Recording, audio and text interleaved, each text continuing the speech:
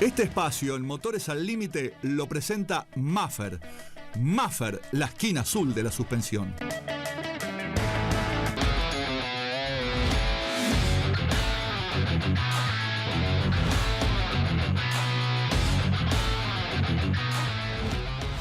Continuamos en este Motores al Límite, luego, como decíamos, ¿no? Un fin de semana que fue duro para el motociclismo a nivel mundial. Pero como Dani hace tiempo que no nos visita, hoy lo exprimimos, ¿no? O sea, ahora es todo Daniel Rosich. Porque el fin de semana anterior, en Le Mans, Francia, fue lo de Márquez, podemos ir separando, ¿no? Golpe fortísimo, pero como vos decías recién, ya el domingo pasó por el quirófano y ya estaba parado en su casa, ya después de ese golpe, también durísimo golpe, sí, para ese ser diferente Marc Márquez, ¿no? Donde también estuvo Sam Motociclismo. También Porque la moto picó al lado de él y... Otro hubiese sido la historia si caía. Totalmente, ¿no? Porque, a ver, para que la gente entienda un poco más sobre este tema, ¿no?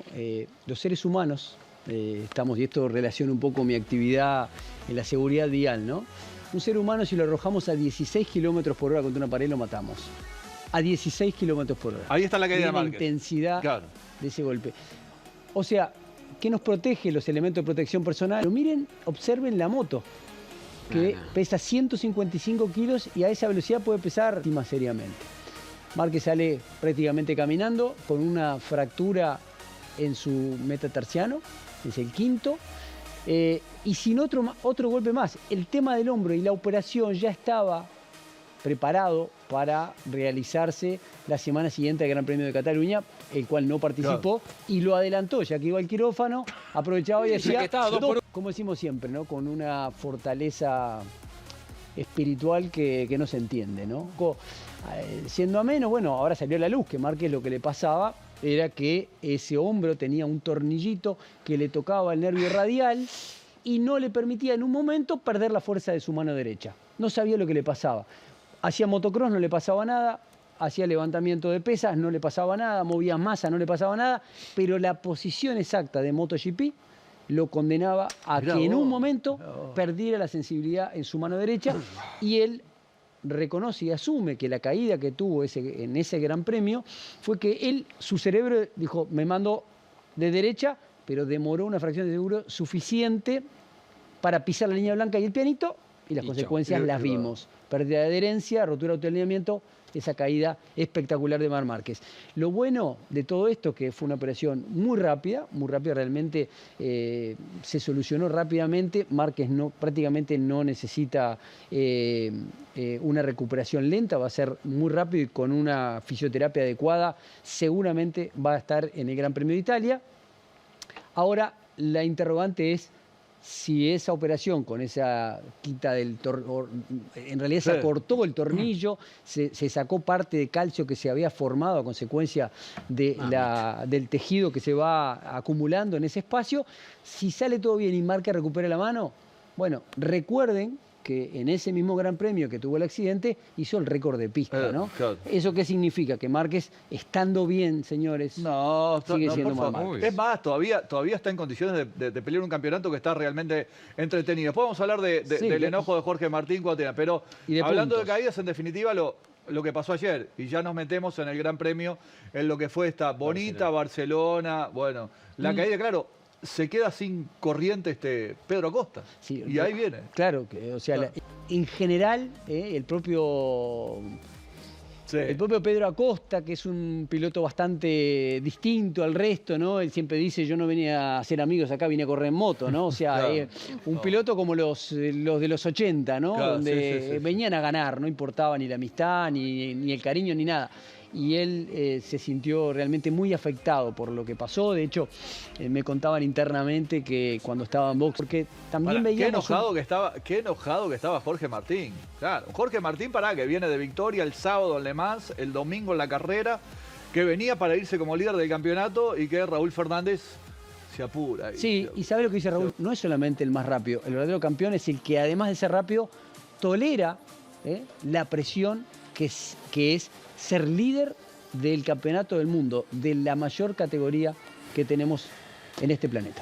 Y La clavícula, que ya se le puso una plaquita, un tornillito, que va a estar bien, y Zarco también. Eso creo que es lo más importante de todo. Ya está nuevo. Y en base a eso mismo, decir que todo esto que ocurre... La asistencia es clave, ¿no? ¿Cuándo esa primera Es asistencia? la hora, el hilo de oro. Ahí Claro, está todo, ¿no? claro. Entonces, esa realidad que el Uruguay vive de una forma, yo creo que hasta absurda, porque no puedo entender por qué todo esto no cambia de una vez, pero que esa realidad es que compromete la vida de casi 250 personas por año en una moto y otra cantidad igual en automóviles, camiones y ómnibus, peatones y ciclistas. Pero todos juntos no llegan a la cantidad de muertos que hay en moto, y por supuesto ahí no estamos contemplando algo que es mucho más jodido, que es que cada 2 horas y media una persona que va en moto queda con heridas permanentes, con secuelas para el resto de su vida. Porque a veces hablamos de la muerte y no hablamos de las personas que Con secuelas de por quedan vida. para afuera del Claro. mercado, ¿no? Que todo eso además trae una de las cuestiones más tremendas, ¿no? Que es la destrucción familiar, ¿no? Porque de repente ese señor era padre de familia que asistía a sus hijos, a su esposa, y que en un momento no está ahí y hay que asistirlo a él porque no tiene quien lo asista. Esos hijos que de repente iban a la escuela tienen que empezar a trabajar. La señora que encontrar alguna forma de tomar recursos para sobrevivir. O sea, todo eso es parte de una realidad. Y creo que Mayo Amarillo lo refleja de la mejor manera, ¿no? Insistiendo todos los días de este Mayo Amarillo con alguna actividad en alguna parte del país para representar y que la gente se dé cuenta de esto, ¿no? Y hay una cosa que quiero decir para cerrar esto, que tenemos esa sensación, ¿no? Porque fue noticia las semanas pasadas de ese señor que fue apuñalado, que era un delivery, que se llamaba Juan, porque hay un concepto que yo quiero repetirlo permanentemente, que los deliveries no son gente distinta. Los deliveries son personas igual que nosotros, que buscan un trabajo, y que la mayoría de esas personas son emigrantes, que algunos se vinieron caminando desde Venezuela, desde Cuba, hasta acá, caminando llegaron, para poder encontrar un futuro. Así como en alguna vez nuestros abuelos, nuestros padres que llegaron y que son españoles, como el caso de mi mamá, que es española, llegó a nuestro país para encontrar un futuro y encontrar un porvenir. Y lo encontraron en base a trabajo y honestidad. Y esa mayoría de trabajadores en moto también lo son. Que hay 4 o 5 que son unos delincuentes, que están mal de la cabeza y que algunos incluso alquilan motos de delivery para robar comida, para hacer También como hay. en todas cosas de la vida. Pero eso cito al fantástico libro del Principito, que dice: si te pinchas con una rosa, no creas que todas las rosas son malas. Gracias. Querido Dani, gracias. Siempre nos deleita, nos gratifica, no solamente en lo deportivo, sino también en esa enorme responsabilidad social, y más que nada creo que venía bien en este Mayo Amarillo. Como Querido para no Dani, extrañarlo, ¿no? como para no extrañarlo. Gracias, Dani. Un placer. Gracias. Enorme placer estar con Un placer. ustedes. Hacemos una pausa muy pero muy breve. Tenemos visita, Joaquín Vita, un extraordinario presente dentro de lo que es el superturismo y el karting también. Nos visita Facundo Camacho, después de lo que dejó el fin de semana, ayer, en el bonito polideportivo de la ciudad de Mercedes. Pausa y continuamos con Motores al Límite.